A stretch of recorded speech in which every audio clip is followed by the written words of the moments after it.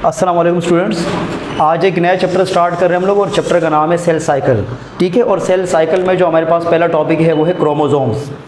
ठीक है, क्रोमोसोम के बारे में आप लोगों ने पहले भी स्टडी की होगी और क्रोमोसोम के बारे में आपको पहले से भी नॉलेज होगा, लेकिन यहाँ पर हम दोबारा क्रोमोसोम को पढ़ेंगे आज और क्रोमोसोम के इंट्रोडक्शन करेंगे, कंपोजिशन की मतलब बनावट क्या है, क्रोमोसोम खुद किस चीज़ से बने हुए और क्रोमोसोम के टाइप्स के बारे में भी पढ़ेंगे। ठीक है, तो चलो स्टार्ट करते हैं। सबसे पहले इंट्रोडक्शन से स्टार्ट करते हैं।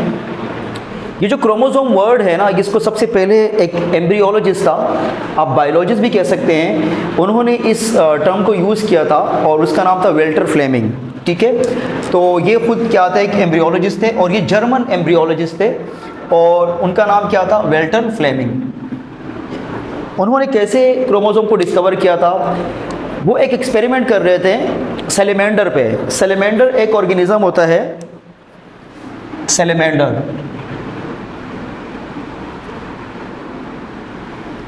सैलेमेंडर एक ऑर्गेनिज्म है एम्फीबियन, जैसे क्लास एम्फीबिया है, जैसे फ्रॉग है, तो ये एम्फीबियन क्लास से बिलोंग करता है। और सैलेमेंडर के लार्वी के अंदर उन्होंने जो है ना क्रोमोसोम को डिस्कवर किया था, क्योंकि लार्वी के अंदर डिवीजन बहुत फास्ट तेज़ी से हो रही होती है, तो लार्वी के अंदर उन्होंने ये डिस्कवर किया था। और ये हम जानते हैं कि क्रोमोसोम आपको जो रेस्ट हालत में सेल होता है उसके अंदर क्रोमोसोम नज़र नहीं आते हैं। क्रोमोसोम आपको तब नज़र आते हैं कि जब सेल डिवाइड हो रहा हो। ठीक है, तो यहाँ पर जैसे कि मिसाल के तौर पे ये हमारे पास रेस्ट सेल है या नॉन डिवाइडिंग सेल कह सकते हैं, और ये हमारे पास क्या है, डिवाइडिंग सेल है। तो आपको जब रेस्ट सेल होगा तो उसके अंदर आपको इस तरह क्रोमेटिन नेटवर्क नजर आएंगे। ठीक है, क्रोमेटिन नेटवर्क।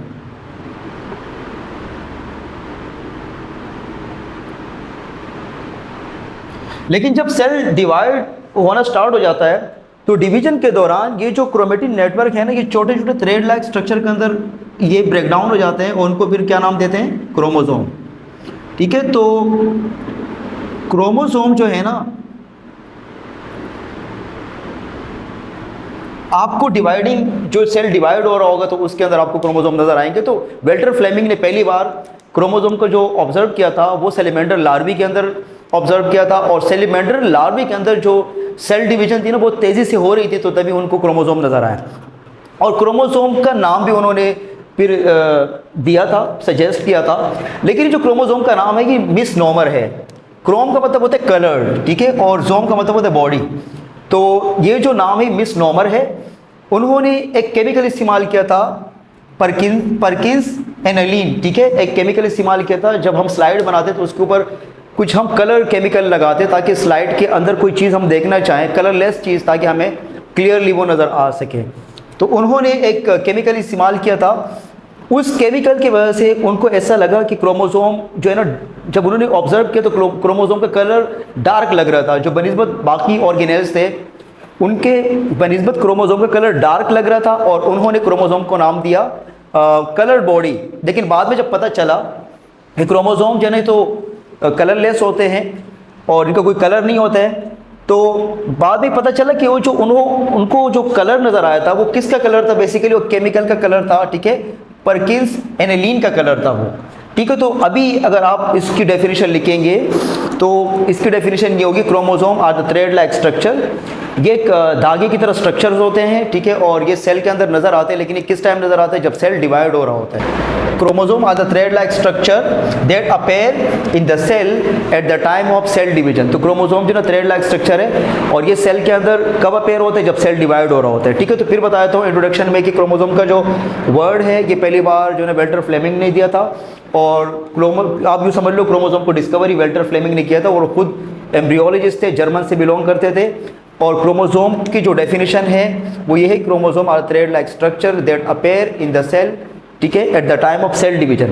जब सेल डिवाइड नहीं हो रहा होगा, सेल जब रेस्ट में होगा, तो उस टाइम कोई क्रोमोसोम नहीं होंगे सेल के अंदर, उस टाइम जो है ना क्रोमेटिन नेटवर्क आपको नजर आएगा। लेकिन जब सेल जैसे डिवाइड होने लगेगा तो ये क्रोमेटिन नेटवर्क ब्रेकडाउन हो जाएगा थ्रेड लाइक स्ट्रक्चर के अंदर, और उन थ्रेड लाइक स्ट्रक्चर को हम कहते हैं क्रोमोसोम। ठीक है, और क्रोमोसोम जो है कलरलेस होते हैं। ठीक है, ये जो क्रोमोसोम मीन कलर बॉडी, ये नाम मिसनोमर है, ये गलत रखा गया था। ठीक है, अब अगर आप इसको लिखेंगे तो आपने क्रोमोसोम आधा कलरलेस बॉडी कह सकते हो, ठीक है।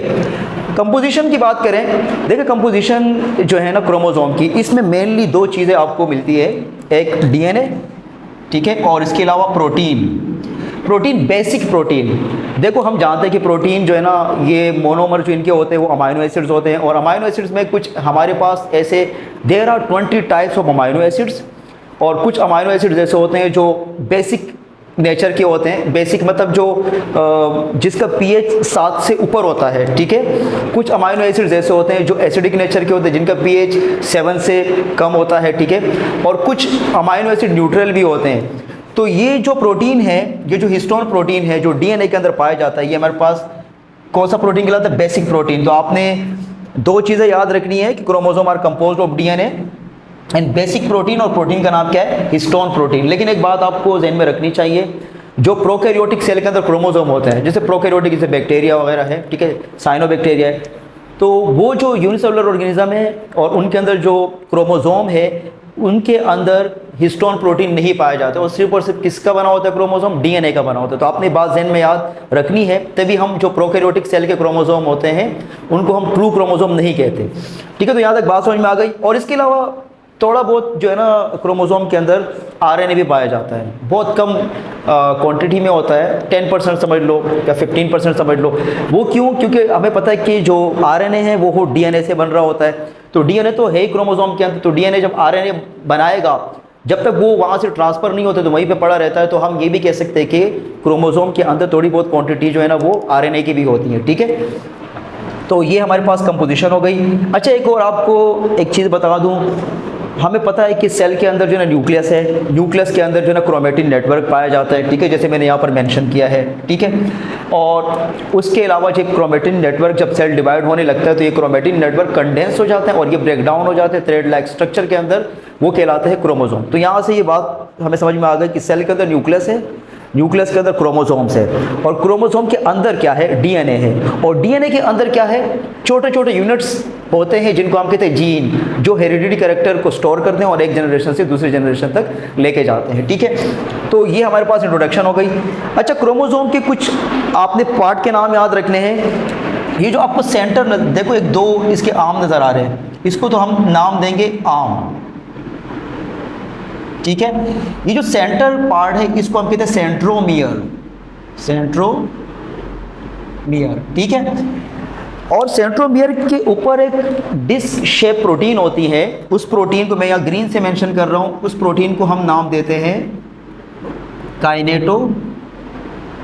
काइनेटोकोर, ठीक है। ये काइनेटोकोर जो है ना, ये जो सेंट्रोमियर का प्रोटीन है, जब सेल जिस टाइम डिवाइड होते हैं और जिस टाइम ये क्रोमोसोम एक दूसरे से सेपरेट हो रहे होते हैं, जो क्रोमोसोम एक दूसरे के साथ अटैच होते हैं, जैसे मैंने यहाँ पर ये दो क्रोमोसोम अटैच बनाया ना, ये क्रोमेटिड्स कहलाते हैं। ये दो इनके मतलब ये तो आर्म कहलाता है, एक सिंगल आर्म ये है, और ये दो आर्म्स ये हमारे पास कहलाते हैं क्रोमेटिड्स। सिंगल आर्म को, पूरे आर्म को हम क्रोमेटिड कहेंगे। तो ऐसे जो दो क्रोमेटिड एक जैसे होते हैं, बिल्कुल सिमिलर होते हैं, इनको हम कहते हैं सिस्टर क्रोमेटिड्स। तो ये जो क्रोमेटिड्स है, ये जो क्रोमोसोम या क्रोमेटिड, सिंगल को क्रोमोसोम भी कह सकते हैं, लेकिन यहाँ पर क्रोमेटिड नाम दिया जाता है। तो फिर जब ये एक दूसरे से सेपरेट हो रहे होते हैं, अलग हो रहे होते हैं, तो इनको अलग करने का काम कौन कर रहा होता है? सेंट्रोमियर कर रहे होते हैं, ठीक है। सेंट्रोमियर के ऊपर जो है ना स्पिंडल फाइबर, जब सेल डिवीजन इंशाल्लाह डिस्कस करेंगे तो वहाँ पर आपको बताऊँगा। स्पिंडल फाइबर, ये सेंट्रोमियर के ऊपर स्पिंडल फाइबर अटैच हो जाते हैं, और ऊपर की तरफ जो है ना स्पिंडल फाइबर खुद किससे निकल रहे होते हैं? वो सेंट्रोजोम से निकल रहे होते हैं, या सेंट्रियोल कह सकते हो आप। सेंट्रियोल से एनिमल सेल की मैं बात कर रहा हूँ। तो ऊपर वाले जो स्पिंडल फाइबर है उनको जो है ना ऊपर वाला सेंट्रियोल खींच रहा होगा और नीचे वाले को नीचे खींच रहा होगा, और इस तरह क्रोमोसोम अलग हो जाएंगे, सेपरेट हो जाएंगे। लेकिन वो स्पिंडल फाइबर खुद किसके ऊपर अटैच होते हैं? वो सेंट्रोमियर के ऊपर अटैच होते हैं, और सेंट्रोमियर के ऊपर भी कहाँ पर अटैच होते हैं? काइनेटोकोर प्रोटीन के ऊपर अटैच होते हैं, ठीक है। तो ये हमारे पास कुछ बेसिक इंट्रोडक्शन थी, कंपोजिशन थी, और यहाँ पर आपको मैंने बताया कि इसके जो दो आपको पार्ट नज़र आ रहे हैं इनको आर्म कहते हैं, सेंटर वाले जहाँ पर दो आर्म्स कनेक्ट होते हैं उस जगह को हम कहते हैं सेंट्रोमियर, और सेंट्रोमियर के ऊपर एक प्रोटीन होती है डिस्क शेप, उसको हम कहते हैं काइनेटोकोर। और दो क्रोमोसोम्स, मतलब आप क्रोमोसोम कह लें, ये जो एक आपको पूरी डंडी नज़र आ रही है, पूरा रोड लाइक, ये हमारे पास क्या है? ये एक क्रोमेटिड है और यहाँ पर ये दो क्रोमेटिड है। अगर दो क्रोमेटिड बिल्कुल सिमिलर है साइज में और एक दूसरे के साथ अटैच है तो उनको हम कहते हैं सिस्टर क्रोमेटिड्स, ठीक है। अच्छा, क्रोमोसोम के बारे में एक और बात याद रखनी है, chromosome are the rod like structure. Rod का मतलब होता है एक तो पाइप लाइक स्ट्रक्चर होते हैं, होलो, मतलब कोई चीज़ अगर अंदर से खाली है तो उसको हम पाइप लाइक कहते हैं या होलो स्ट्रक्चर कहते हैं। क्रोमोसोम को हम कहते हैं रोड लाइक, क्योंकि क्रोमोसोम जो है अंदर से बिल्कुल कॉम्पैक्ट होते हैं, अंदर से भरे होते हैं, क्योंकि क्रोमोसोम के अंदर क्या पाए जाते हैं, डीएनए पाए जाते हैं, ठीक है। तो ये रोड लाइक स्ट्रक्चर है। तो ये हमारे पास इंट्रोडक्शन और कंपोजिशन हो गई। अब चले टाइप की तरफ चलते हैं। On the basis of centromere, centromere के बेस पर जो है ना क्रोमोसोम को 4 कैटेगरी में डिवाइड किया गया है। जो पहली कैटेगरी है या ग्रुप कह लें, कैटेगरी कह लें, वो हमारे पास कहलाता है मेटासेंट्रिक। सेकंड हमारे पास कहलाता है सब मेटासेंट्रिक। थर्ड हमारे पास कहलाता है एक्रोसेंट्रिक और फोर्थ हमारे पास कहलाता है टीलोसेंट्रिक, ठीक है। फिर बता देता हूँ, on the basis of centromere, location of centromere, chromosome are divided into 4 categories. The first type is a metacentric, second is a submetacentric, third is a acrocentric and the fourth type is a telocentric। अच्छा, इसके बारे में आप खुद भी लिख सकते हैं। मैंने जो डायग्राम बनाई है आपने इसमें बस ये गौर करना है कि सेंट्रोमियर कहाँ लोकेट कर रहे हैं। अगर यहाँ पर हम देखें तो सेंट्रोमियर जो है ना सेंटर में लोकेट कर रहे हैं, ठीक है। तो यहाँ पर आप ये कह सकते हैं कि the type of metacentric are the type of chromosome in which centromere located at the center and the two arms of the chromosome are equal in size। फिर बता देता हूँ, ये जो हमारे पास मेटासेंट्रिक है, इनका जो सेंट्रोमियर है बिल्कुल सेंटर में है, ठीक है। मैं आपको लिखवा नहीं रहा हूँ, आप खुद जो मैं आपको वर्डिंग बता रहा हूँ तो आप खुद लिख सकते हो, ठीक है। तो इस पे दो बातें आपने लिखनी है। पहली बात है कि सेंट्रोमियर कहाँ पर लोकेट कर, सेंटर में, और जो दो आर्म्स है वो बिल्कुल इक्वल साइज में है, ठीक है। यहाँ पर देखें, यहाँ पर आप क्या लिखेंगे कि द टाइप ऑफ सब metacentric, the type of chromosome in which one arm slightly smaller than the other arms, मतलब जो एक आर्म है वो थोड़ा सा दूसरे से क्या है, स्मॉल है साइज में। ये हमारे पास वी शेप के, अगर आप इसको यू बनाना चाहें ना तो ये वी शेप भी लिख सकते हैं। इसके लिए 3 आपके पास पॉइंट्स बन जाएंगे। पहला ये कि सेंट्रोमियर सेंटर में लोकेट कर रहे हैं, दूसरा ये कि दोनों आर्म्स इक्वल है साइज में, तीसरा है कि वी शेप है ये। यहाँ पर आप क्या लिखेंगे कि इसमें जो आर्म्स है, एक आर्म आप ये कह सकते हो slightly larger than the other arm, या one arm is slightly smaller than the other arms, ठीक है। और जो सेंट्रोमियर है वो सेंटर से थोड़ा सा ऊपर लोकेट कर रहा है। और ये अगर आप इसको यू बनाना चाहें तो इसको आप एल शेप क्रोमोसोम भी कह सकते हैं, ठीक है। थर्ड टाइप हमारे पास क्या है, ये तो बिल्कुल आसान है। इसमें आप लिखें कि the type of chromosome in which one arm very small and other arm is very large. इसमें आपको एक आर्म बहुत छोटा नजर आ रहा है और दूसरा जो है ना बहुत बड़ा नजर आ रहा है, ठीक है। और लास्ट हमारे पास है टीलोसेंट्रिक, उसमें आप ये लिखें कि द रोड, ये हमारे पास रोड शेप है। अच्छा, इसको आप जे शेप लिख सकते हैं, इसको जे की तरह बना लें, ठीक है। तो उसको जे शेप भी आप वर्ड इस्तेमाल कर सकते हैं। और इसमें आप क्या इस्तेमाल करेंगे कि the type of chromosome in which the centromere located at the terminal point of the chromosome या क्रोमेटिड। तो यहाँ पर जो आपको सेंट्रोमियर नजर आ रहा है ये टर्मिनल पॉइंट पे नजर आ रहा है और ये रोड शेप है, और इसको आप स्मॉल आई शेप भी कह सकते हैं। स्मॉल आई भी आप यू बनाते हैं ना, कि मतलब स्मॉल आई बना ऊपर डॉट बना, यहाँ पर भी ऐसा है कि ऊपर डॉट बना हुआ है और नीचे आपको स्मॉल आई की तरह नजर आ रहा है, ठीक है। तो फिर मैं आपको थोड़ा रिवाइज करा देता हूँ। हमारे पास जो लेक्चर है वो है क्रोमोसोम। क्रोमोसोम को सबसे पहले जो है ना वेल्टर फ्लेमिंग ने डिस्कवर किया था और उन्होंने इसका नाम रखा था क्रोमोसोम, मतलब कलर बॉडी। लेकिन बाद में पता चला कि ये जो है ना ये नाम मिसनोमर है। तो अब हम जानते हैं कि क्रोमोसोम कलरलेस होते हैं। और इसके बाद इसकी डेफिनेशन आप यूँ लिख सकते हो, chromosome are thread like structure which appear in the cell at the time of cell division, ठीक है। उसके बाद हमारे पास जो ना कंपोजिशन है, कंपोजिशन में आपको मैंने बताया कि जो क्रोमोसोम है डीएनए से बने होते हैं और बेसिक प्रोटीन, और प्रोटीन का नाम होता है हिस्टोन प्रोटीन, ठीक। उसके बाद टाइप्स की बात करें, हमारे पास 4 टाइप्स है on the basis of centromere, metacentric, सब मेटासेंट्रिक, एक्रोसेंट्रिक, ठीक है, एंटीलोसेंट्रिक। अच्छा, लास्ट में एक और बात याद रखें, नंबर ऑफ क्रोमोसोम जो स्पीशीज के अंदर होते हैं स्पेसिफिक होते हैं, ये कम ज़्यादा नहीं हो सकते। अगर ये कम ज़्यादा हो जाए तो स्पीशीज के अंदर जो है ना पूरा मतलब चेंजिंग आ जाती है और पूरा स्पीशीज जो चेंज हो जाता है, मतलब जेनेटिक जो कैरेक्टर है वो सारे चेंज हो जाते हैं। तो यहाँ पर मैंने कुछ एग्जांपल के तौर पे आपके लिए मेंशन किया है, जैसे कुछ स्पीशीज़ है हमारे पास और नंबर ऑफ क्रोमोसोम है पेयर्स में, ठीक है। मॉस्किटो के अंदर क्रोमोसोम होता है 6, ठीक है। गार्डन पी जो मटर प्लांट है उसके अंदर होते हैं 14, फ्रॉग के अंदर होता है 26 और शुगर केन के अंदर होता है 80। इस तरह जो ड्रोसोफिला है उसके अंदर 8 क्रोमोसोम होते हैं पैर की शक्ल में। इंसान के एक सेल के अंदर 46 क्रोमोसोम होते हैं। ठीक है, तो ये हमारे पास पूरा लेक्चर था क्रोमोसोम के बारे में, और इंशाल्लाह आगे हम सेल साइकिल को स्टार्ट करेंगे।